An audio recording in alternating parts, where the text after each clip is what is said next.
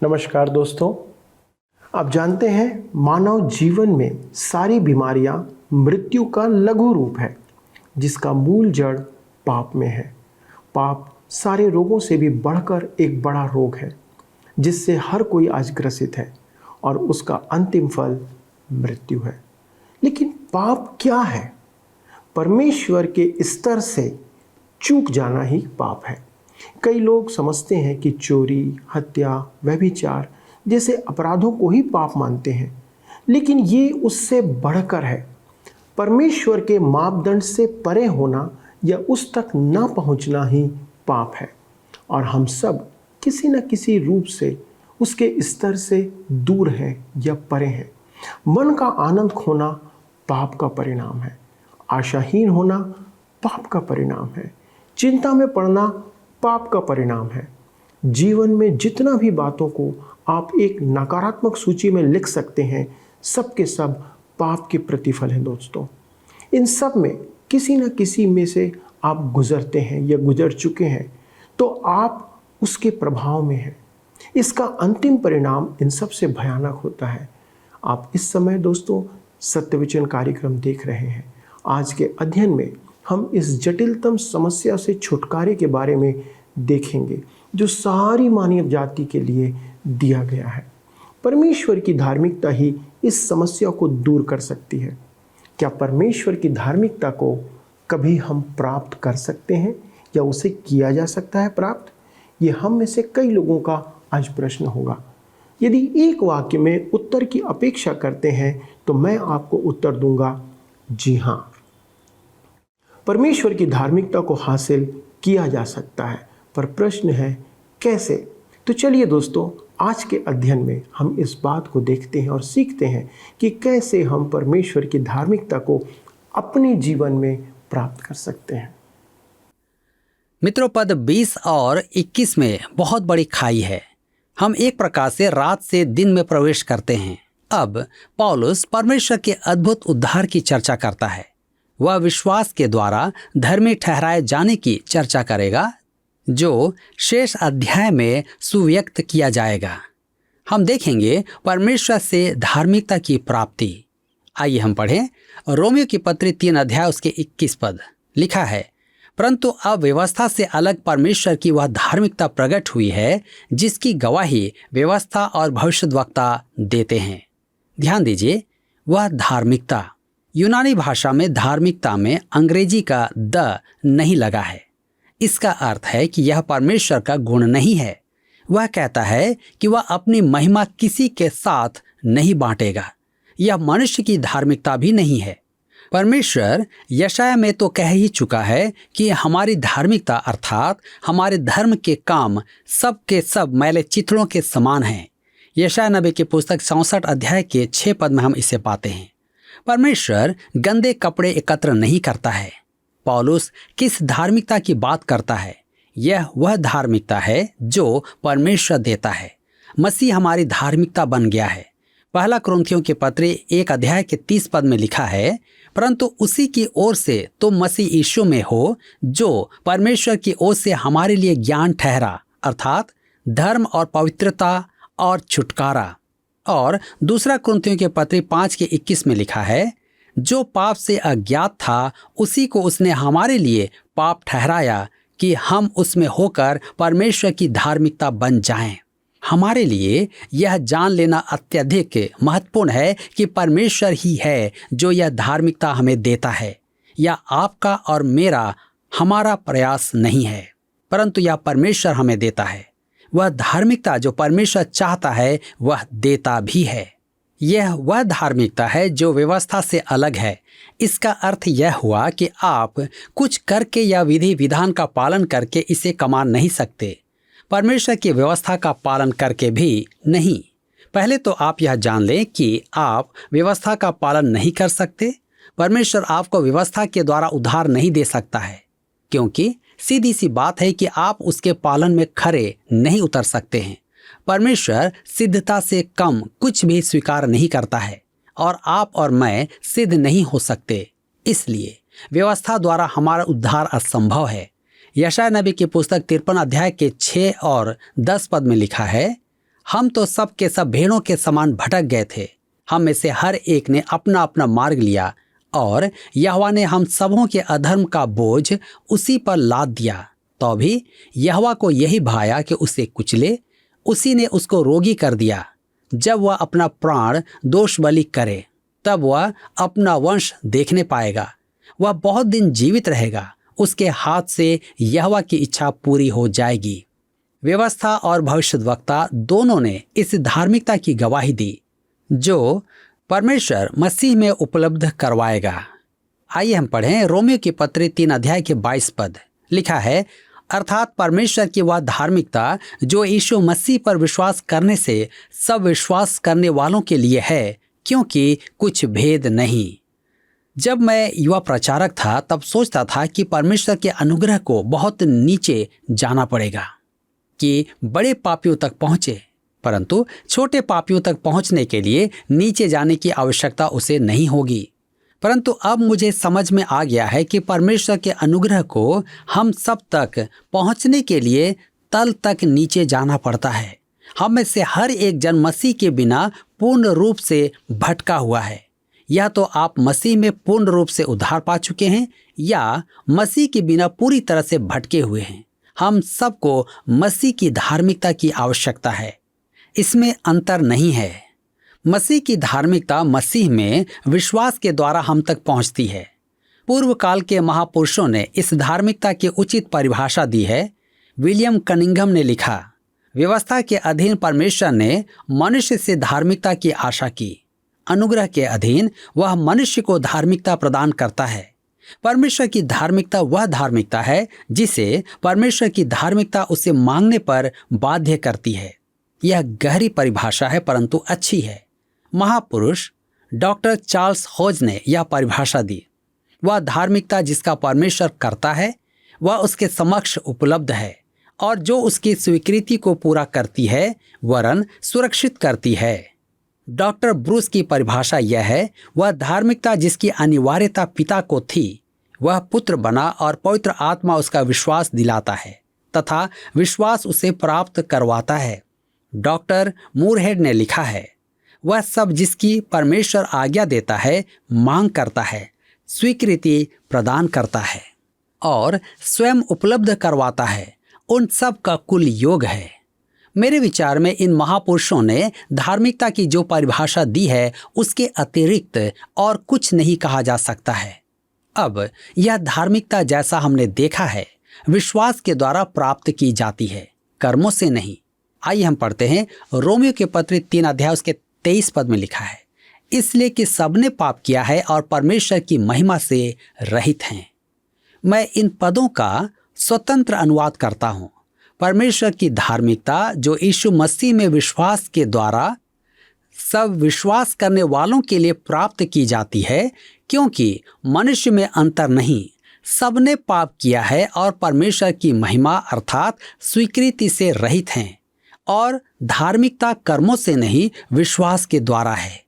यूहन्ना रचित सुसमाचार 6 अध्याय उसके 28 और 29 पद में यीशु ने एक प्रश्न, परमेश्वर के कार्य करने के लिए हम क्या करें, इसका उत्तर देते हुए कहा, परमेश्वर का कार्य यह है कि तुम उस पर जिसे उसने भेजा है विश्वास करो।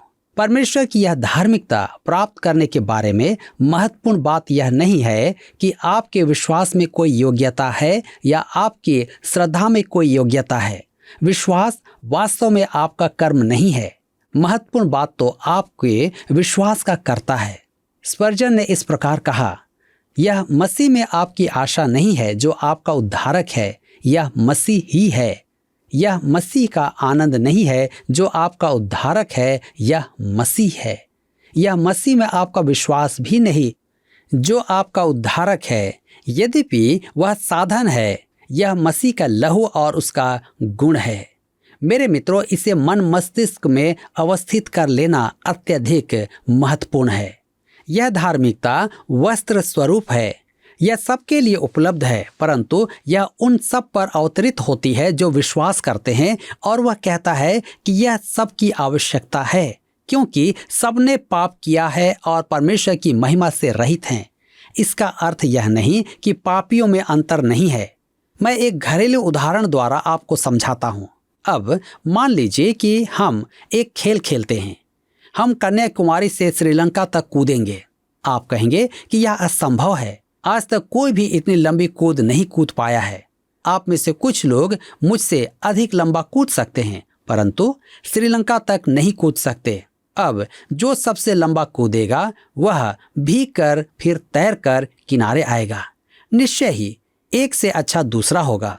यह बचपना तो अवश्य है कि ऐसी कूद में भाग लें और कहें कि मैं आपसे अच्छा कूद सकता हूँ, मैं लगभग आधों से अच्छा हूँ। परंतु इससे अंतर क्या पड़ेगा? आप परमेश्वर की महिमा तक तो पहुंच नहीं पाए। रोमियो के पत्र 3:24 में लिखा है, परंतु उसके अनुग्रह से उस छुटकारे के द्वारा जो मसीह यीशु में है सेंत में धर्मी ठहराए जाते हैं। सेंत में यही शब्द यूहन्ना रचित सुसमाचार 15:25 पद में आया है, जिसका अनुवाद वहां व्यर्थ किया गया है। हमारे प्रभु यीशु ने कहा कि उन्होंने उसे व्यर्थ बैर रखा, सेंत में बैर रखा, उसका कोई आधार ही नहीं था। यहाँ पौलुस कहता है सेंत में धर्मी ठहराए जाते हैं, अर्थात हमारे धर्मी ठहराए जाने का आधार ही नहीं है। परमेश्वर यह नहीं कहता ओह वे कैसे भले मनुष्य हैं, मुझे उनके लिए कुछ अवश्य करना होगा। हम पहले देख चुके हैं कि हम में ऐसा कोई गुण नहीं कि परमेश्वर की धार्मिकता प्राप्त करें। यह हमारी गहन आवश्यकता है। हम निराधार धर्मी ठहराए जाते हैं। यह केवल उसका अनुग्रह है, अर्थात हमारी कोई विशेषता नहीं है कि हम धर्मी ठहराए जाएं। अनुग्रह अनुपार्जित पक्ष प्राप्ति है। यह क्रियाशील प्रेम है उस छुटकारे के द्वारा जो मसीह यीशु में है। छुटकारा या मुक्ति जो परमेश्वर के अनुग्रह से जुड़ी हुई है। परमेश्वर द्वारा हमारे उद्धार का कारण यह है कि मसीह ने हमें मुक्ति दिलाई है, उसने कीमत चुकाई है। वह हमें इसे उपलब्ध कराने के लिए क्रूस पर मर गया। विश्वास द्वारा धर्मी ठहराया जाना वास्तव में हमारे पाप हरण अर्थात क्षमादान से अधिक है। दूसरे शब्दों में, हम आदम की पूर्ववत अवस्था में ही नहीं लाए जाते, वरन मसीह में उपस्थित किए जाते हैं कि अनंत जीवन तक, अनंत काल तक परमेश्वर की संतान हो जाएं। जॉन बनियन बहुत निराश था, क्योंकि उसे यह बोध हो गया था कि वह एक बहुत बड़ा पापी है जिसमें अपनी धार्मिकता थी ही नहीं। इस मनोदशा में उसने कहा, जब परमेश्वर ने मुझे जॉन बनियन का वह रूप दिखाया जो परमेश्वर देखता है, तब मैंने यह नहीं कहा कि मैं पापी हूं, परंतु मैंने कहा कि मैं सिर के ऊपर से पांव के तलवे तक पाप हूं। और बनियन के सामने यह समस्या खड़ी हो गई कि पापों की क्षमा पाने के बाद भी वह परमेश्वर के समक्ष कैसे स्थान प्राप्त करेगा।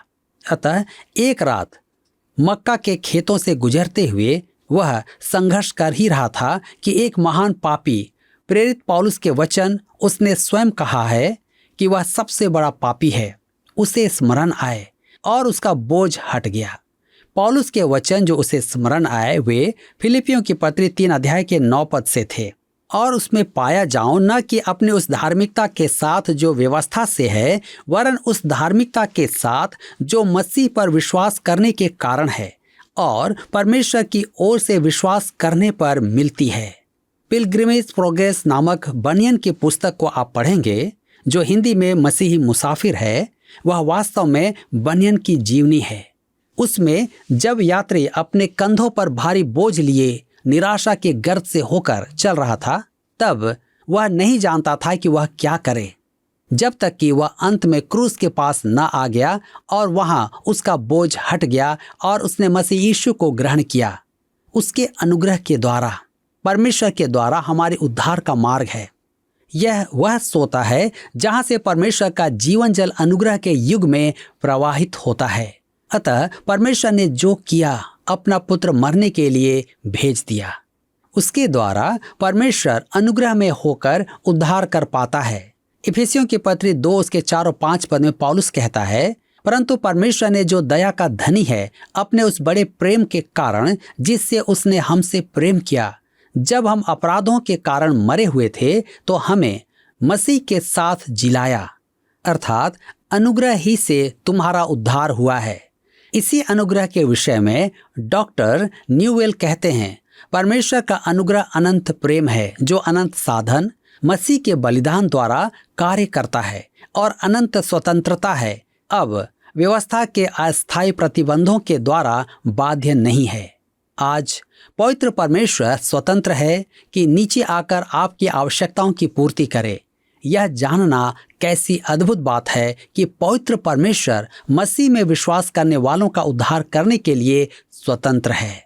डॉक्टर न्यूएल फिर कहते हैं, परमेश्वर के उद्धार से संबंधित प्रत्येक बात प्रदान करने में शुभ, विस्तार में असीमित और गुण में अपरिवर्तनीय है। यह सब उपलब्ध है, परंतु केवल मसीह में उपलब्ध है। केवल वही था जो कीमत चुका पाया। पतरस ने इस्राएल राष्ट्र से कहा, प्रेरितों के काम 4 अध्याय के 12 पद में, किसी दूसरे के द्वारा उद्धार नहीं, क्योंकि स्वर्ग के नीचे मनुष्य में और कोई दूसरा नाम नहीं दिया गया जिसके द्वारा हम उद्धार पा सकें। रोमियो 3:25-26 में आगे लिखा है, उसे परमेश्वर ने उसके लहू के कारण एक ऐसा प्रायश्चित ठहराया जो विश्वास करने से कार्यकारी होता है कि जो पाप पहले किए गए और जिन पर परमेश्वर ने अपनी सहनशीलता के कारण ध्यान नहीं दिया, उनके विषय में वह अपनी धार्मिकता प्रकट करे, वरन इसी समय उसकी धार्मिकता प्रकट हो कि जिससे वह आप ही धर्मी ठहरे और जो यीशु पर विश्वास करे उसका भी धर्मी ठहराने वाला हो। ध्यान दीजिए, लहू के कारण विश्वास करने से, यह लहू उसके जीवन का प्रतीक है। इब्रानियों के पत्र 9:22 में लिखा है कि लहू के बिना पाप मुक्ति नहीं है। यदि आप किसी की देह को छुरी से काट दें तो वह मर जाएगा, क्योंकि देह का जीवन लहू में है। यीशु ने अपनी जान दे दी। शमौन पतरस के अनुसार लहू बहुत ही मूल्यवान है। ये 2 पद दुरुच्चार्य शब्दों से भरे हुए हैं, प्रायश्चित, धर्मी, छुटकारा। यद्यपि ये शब्द कठिन है, इनसे डरे नहीं, क्योंकि जब हम उन्हें अपने बौद्धिक स्तर पर लाते हैं तो वही पाते हैं जो कॉल्विन ने कहा कि वे थियोलॉजी की मज्जा है, सच है।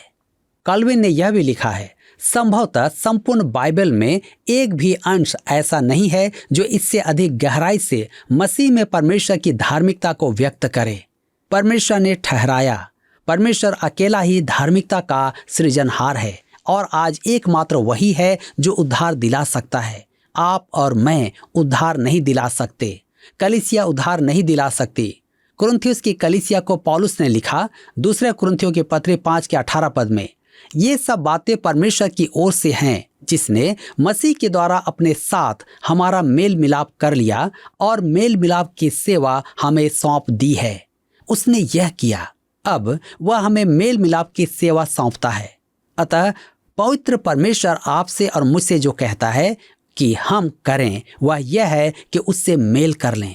आपको परमेश्वर का दिल पिघलाने के लिए कुछ नहीं करना है।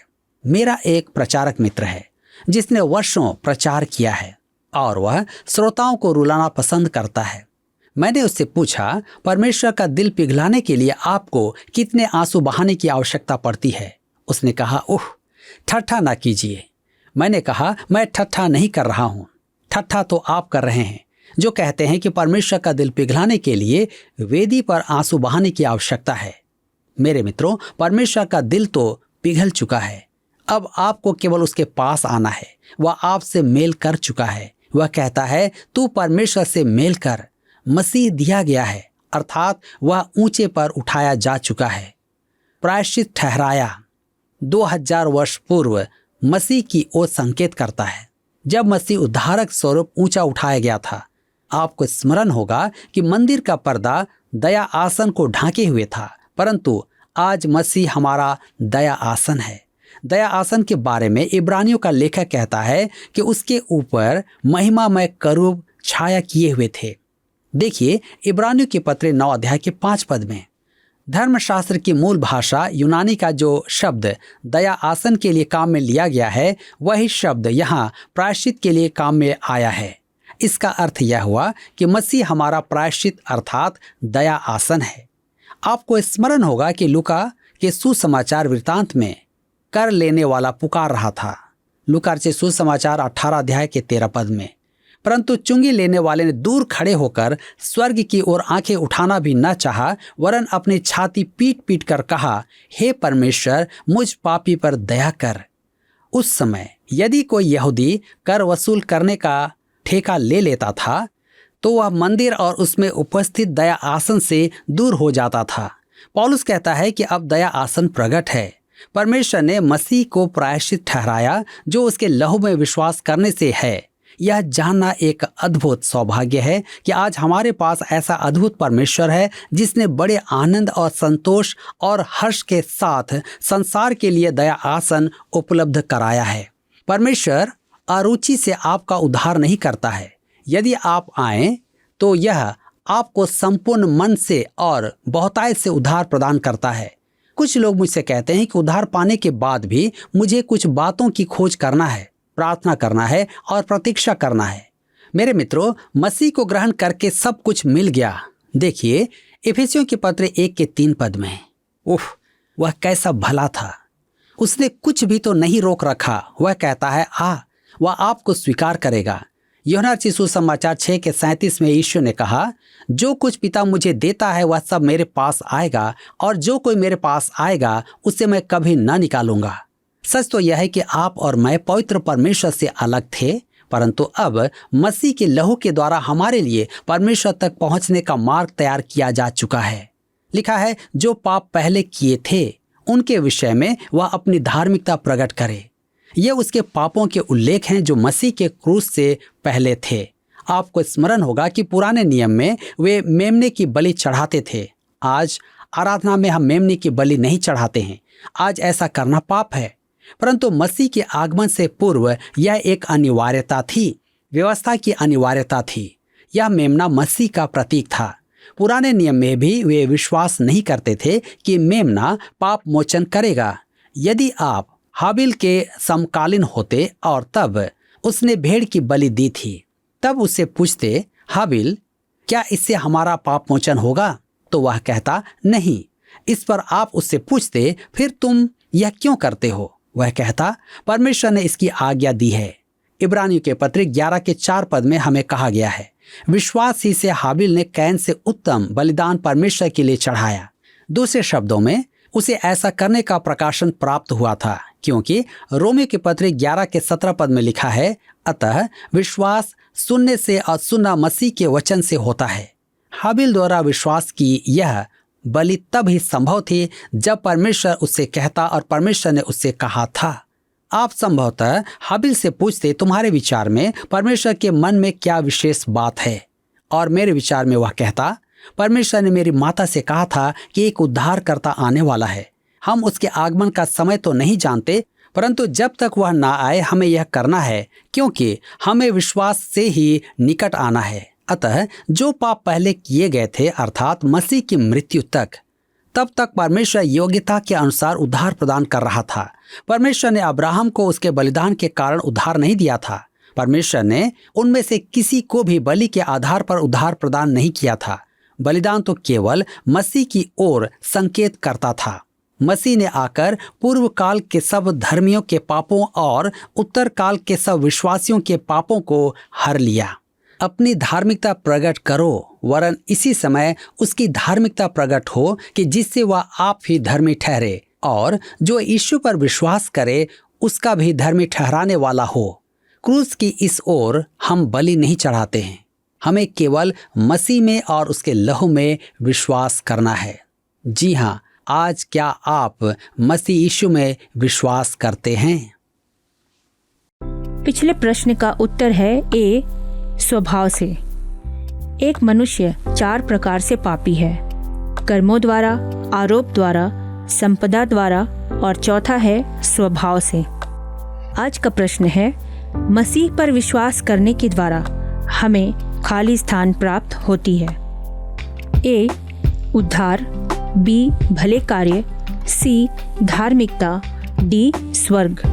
मित्रों, इस प्रश्न का उत्तर हमें कल सुबह 6 बजे से पहले विकल्प ए, बी, सी या डी के साथ अपना नाम, पता, स्थान के साथ 9651433397 पर SMS या व्हाट्सएप करें। सभी विजेताओं को विशेष पुरस्कार प्रदान किए जाएंगे। धन्यवाद। क्या आपको यह कार्यक्रम पसंद आया? अभी हमें एक मिस कॉल करें और आप अगले विजेता हो सकते हैं।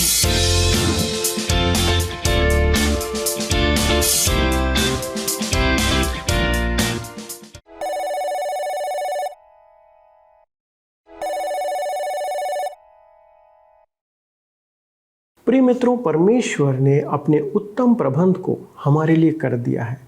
पाप से छुटकारे की व्यवस्था हमारे लिए कर दी गई है।